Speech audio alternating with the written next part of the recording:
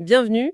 Aujourd'hui, on part explorer un monde fascinant, celui des gravures néerlandaises, au tout début du XVIe siècle. Pour nous guider, on s'appuie sur une discussion passionnante d'experts autour d'une grande exposition à l'Ermitage. C'est tiré d'une transcription de l'Université européenne de Saint-Pétersbourg. Notre objectif, notre mission si on veut, c'est de bien comprendre ce qui sépare, mais aussi ce qui relie le dessin et la gravure. Et surtout, essayer de saisir pourquoi un nom revient sans cesse. Lucas von Haydn. Qu'est-ce qu'il a de si spécial cet artiste? Alors pour bien commencer, on met souvent le dessin et la gravure dans le même sac, sous l'étiquette art graphique. Mais c'est quoi au fond la différence et pourquoi c'est important de la connaître ici? Oui, c'est une excellente question pour démarrer. La distinction de base, elle est vraiment technique. Le dessin, c'est une œuvre unique, originale, créée directement par l'artiste sur le papier. Voilà. La gravure, par contre, c'est une technique d'impression. Elle permet de créer plusieurs exemplaires, ce qu'on appelle des tirages ou des estampes. Tout ça à partir d'une matrice, une plaque de métal gravée ou un bloc de bois. D'accord. Unique contre multiple, ça c'est clair. Mais attention, ils ont aussi des points communs essentiels. Déjà, ce sont des œuvres sur papier. Ça veut dire qu'elles ont les mêmes fragilités, les mêmes besoins pour être conservées, exposées. Faut contrôler la lumière, pas d'exposition trop longue. Ah oui, d'accord. Et puis, esthétiquement, le papier blanc y joue un rôle crucial dans les deux cas. La ligne aussi. C'est vraiment le moyen d'expression principal. Leurs formats aussi sont souvent proches, limités par la taille des feuilles de papier de l'époque, quoi. Rarement plus grand qu'un A3 moderne, souvent bien plus petit même. Donc des techniques différentes, oui, mais des liens forts quand même. Au-delà de la technique pure, est-ce que leur but, leur fonction différait aussi? Ah oui, absolument. Et c'est une différence clé. Les dessins, c'est un univers immense et varié. Ça peut être des études pour préparer une peinture, une autre gravure, des esquisses rapides, des notes perso de l'artiste. Parfois, c'est juste des documents d'atelier, des choses pas du tout prévues pour être vues en dehors. D'accord, un usage plus interne en quelque sorte. C'est ça. Alors que les gravures, elles, en général, elles sont pensées dès le départ comme des œuvres finies, destinées à être vendues, collectionnées, diffusées sur le marché. Ça implique une approche différente du sujet, de la composition, une finalisation plus poussée du message artistique, si on veut. Cette idée de diffusion, de marché, ça nous amène justement à l'exposition de l'Ermitage, qui est un peu notre fil rouge aujourd'hui. Elle était consacrée aux gravures néerlandaises du XVIe siècle et elle suivait une autre expo sur les dessins de la même période. Et apparemment, au début, l'idée, c'était de tout montrer ensemble, hein. C'est exact. L'idée initiale, c'était de les confronter, de montrer les dialogues entre dessins préparatoires et gravures finies, par exemple.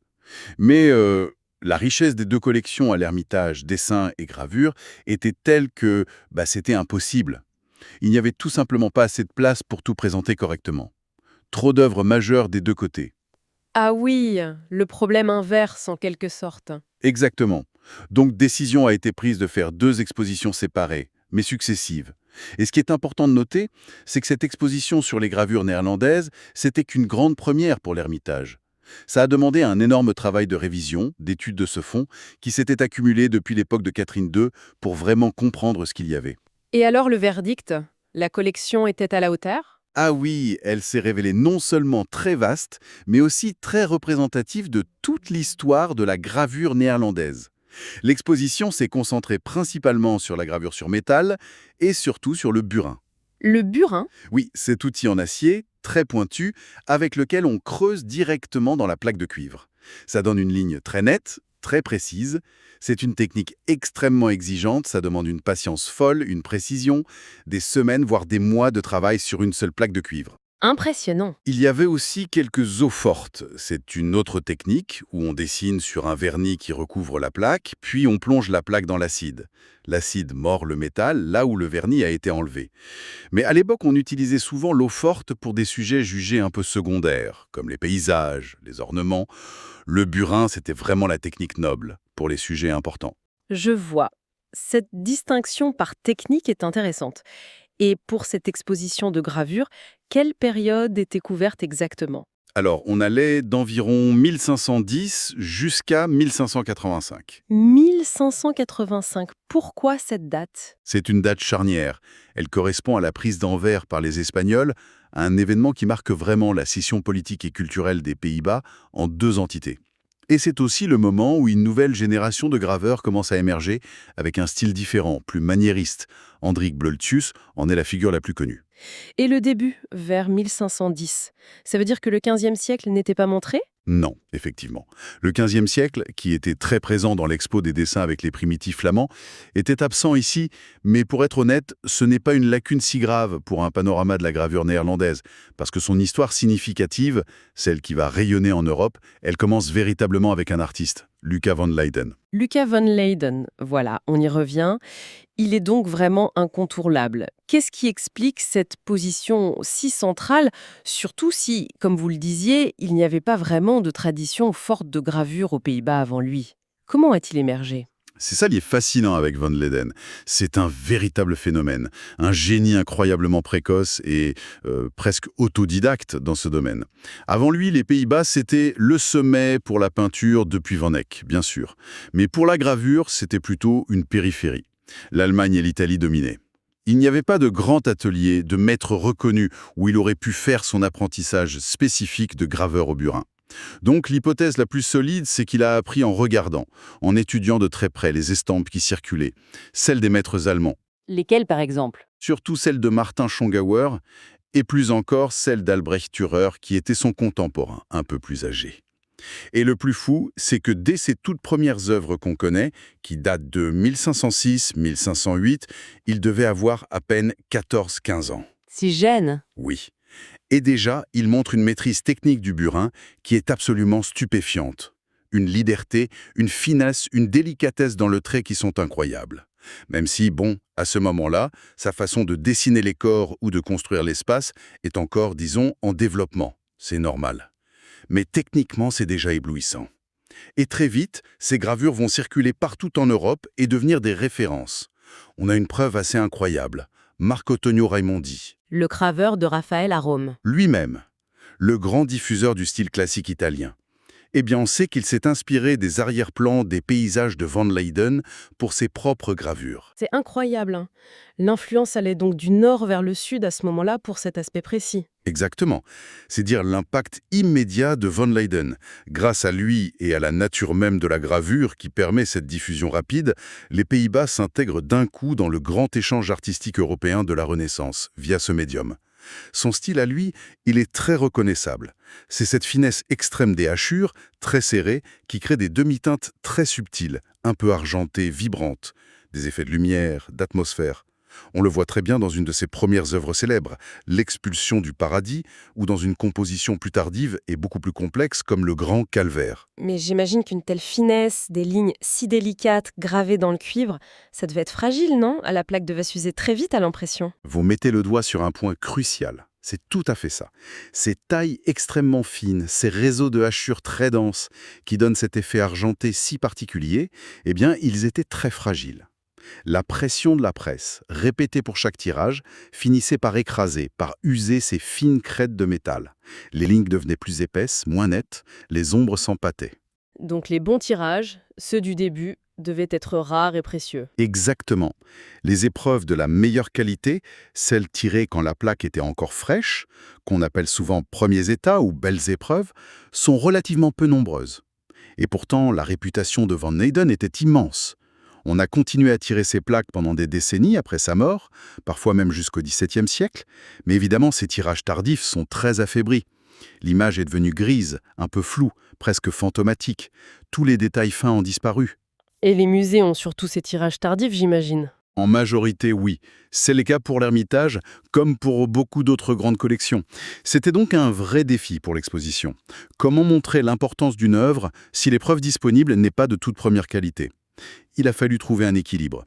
Parfois, on a choisi de montrer une œuvre absolument clé pour l'histoire de l'art, même si les tirages étaient un peu fatigués. C'est le cas par exemple de La Laitière, une gravure hyper importante parce qu'elle est pionnière pour la scène de genre paysanne. Elle a été montrée car son rôle historique est majeur, même si l'épreuve n'était peut-être pas la plus belle de l'exposition. Je comprends. C'est un arbitrage constant entre qualité et importance historique. Tout à fait. Et si on regarde sur le long terme, l'héritage de Van Leyden est juste énorme. Quand les Pays-Bas se séparent au XVIIe siècle, la Hollande protestante, indépendante, va chercher ses racines artistiques nationales. Et c'est Van Leyden qu'elle va désigner comme le père fondateur de sa grande tradition de gravure. Des géants comme Goltzius et même Rembrandt, plus tard, vont dialoguer avec son œuvre, collectionner ses estampes, essayer de le dépasser. Plus que Durer pour les Hollandais, là. Pour les Hollandais, oui. Même si Durer était sans doute plus précoce, plus universel dans ses recherches, il a écrit des traités sur les proportions, etc. Van Leyden reste la figure fondatrice de la gravure nationale néerlandaise. D'accord, donc technique incroyable, influence énorme, mais ce qui ressort aussi, c'est son inventivité. Il n'était pas juste un technicien virtuose, il inventait aussi des sujets, des façons de raconter. Ah oui, complètement. C'était un inventeur iconographique hors pair. Il ne se contentait pas de refaire ce qui existait déjà, il renouvelait constamment les thèmes traditionnels, parfois par des détails qui changent tout, parfois en proposant des interprétations vraiment nouvelles. Prenons l'expulsion du paradis dont on parlait. Le titre qu'on utilise aujourd'hui est un peu trompeur, il est venu après. Si on regarde bien, oui, il y a l'ange qui chasse Adam et Ève à gauche, mais la scène principale, au centre et à droite, c'est Adam qui peine à bêcher la terre et Ève qui allaite ses enfants. Ah oui, c'est vrai. Ce n'est plus seulement la chute, c'est aussi la première famille qui assume sa condition après la chute. Le travail pénible pour Adam, la maternité pour Ève. C'est le destin donné par Dieu. Van Leyden mélange en fait deux moments, l'expulsion et la vie après, pour créer un sens plus complexe, une sorte d'espoir ou de résilience dans la punition. C'est subtil.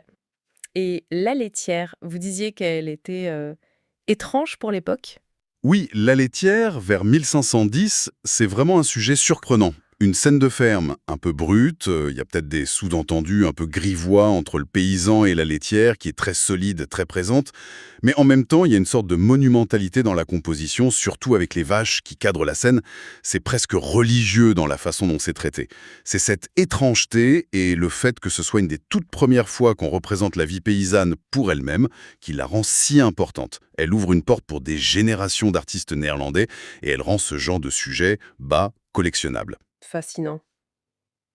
Et il était aussi bon narrateur, vous disiez. Oui, il avait ce don pour raconter des histoires, ce goût du détail, de l'anecdote, qui est très typique de l'art des Pays-Bas. Ces gravures sont souvent pleines de petites scènes, de personnages secondaires, de détails qu'il faut chercher. Ça invite à regarder de près. La danse de Marie-Madeleine, vers 1519, c'est un bon exemple. D'ailleurs, petite anecdote amusante, l'expert de l'Ermitage a raconté qu'il avait d'abord mis une très bonne copie ancienne dans l'exposition par erreur.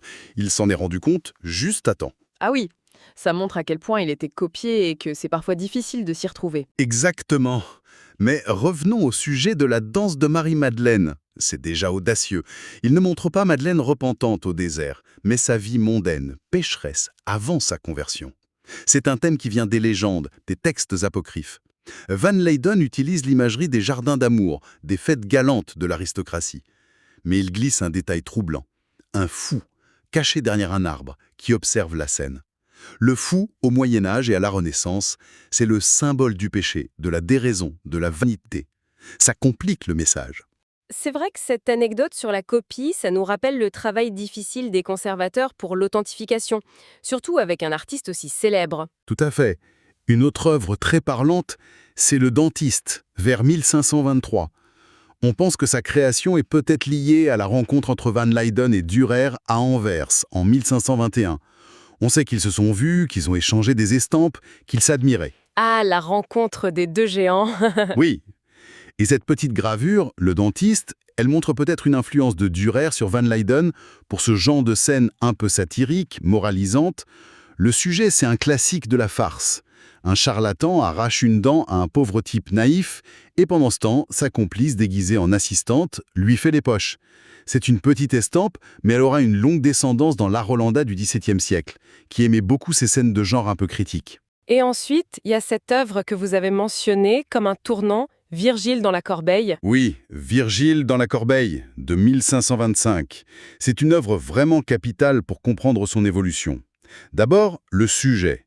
C'est tiré d'une légende médiévale très populaire à l'époque. Ça raconte comment Virgile, qui était vu non seulement comme un poète mais aussi comme un sage, presque un magicien au Moyen-Âge, se fait avoir par la fille de l'empereur. Il la désirait, elle lui promet un rendez-vous nocturne en le faisant monter dans une corbeille jusqu'à sa fenêtre. Mais elle l'arrête à mi-chemin. et le laisse là, suspendu, pour qu'il soit la risée de toute la ville le lendemain matin. C'est une histoire sur la ruse des femmes et la faiblesse des hommes, même les plus savants. Une histoire assez misogyne, vue d'aujourd'hui. Oui, c'est le contexte de l'époque, mais ce qui est intéressant, c'est la composition. La scène principale, l'humiliation de Virgile, est reléguée à l'arrière-plan, au milieu d'une place de marché très animée. C'est un procédé typiquement néerlandais. Le sujet principal est comme noyé dans les détails de la vie quotidienne. Bruegel l'Ancien fera ça magnifiquement plus tard, et il a sans doute été influencé par les gravures de von Leyden qui circulaient partout. Et stylistiquement, pourquoi est-ce qu'un tournant? Parce que c'est le moment où l'influence de la haute Renaissance italienne, le grand style de Raphaël, de Michel-Ange, commence vraiment à se faire sentir aux Pays-Bas. C'est un style qui met l'accent sur la figure humaine, sa monumentalité, son idéalisme classique.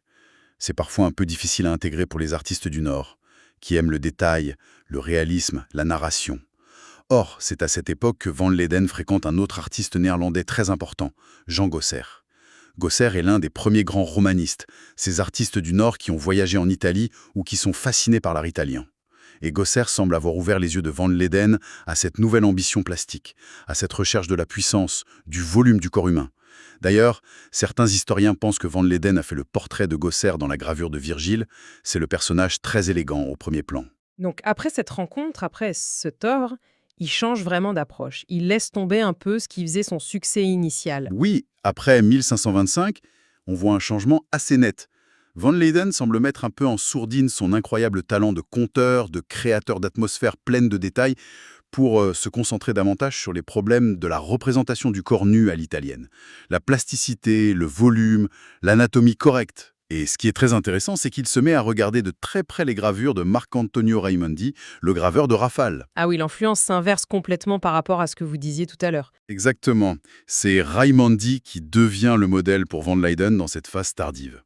C'est une période où les artistes du Nord luttent un peu pour assimiler ces canons italiens.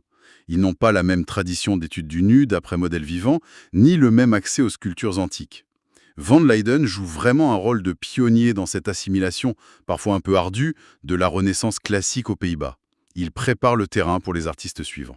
C'est vraiment passionnant de voir cette évolution, cette capacité à se remettre en question chez un artiste aussi établi.